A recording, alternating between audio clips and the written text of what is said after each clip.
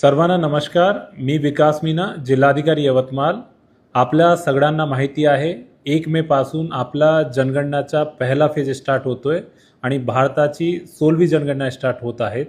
त्याचा पहिला फेजमध्ये आपण स्वगणना 1 मे ते 15 मे पर्यंत करणार आहोत.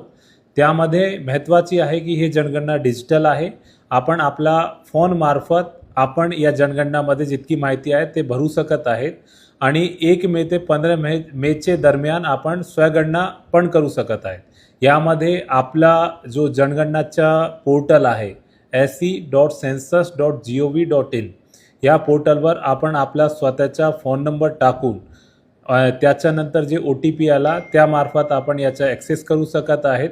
त्यामध्ये स्टार्टिंगमध्ये आपल्याला जिओ लोकेशन आहे ते आयडेंटिफाय करावा लागेल.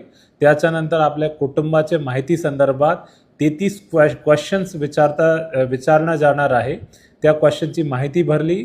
त्याच्यानंतर आपल्याकडे एक SE नंबर जनरेट होतोय. तो 11 डिजिटचा नंबर राहणार आहे. या नंबरला ज्यावेळी आपला घरी प्रगणक येणार आहे 15 मे नंतर ते नंबर आपल्याला त्यांच्यासोबत शेअर करायचे आणि ते स्वतः व्हेरीफाय करून जे आपला सेन्ससचा डेटाबेस आहे त्यामध्ये ऑटोमॅटिकली माहिती ते त्यामध्ये भरता जाणार आहे.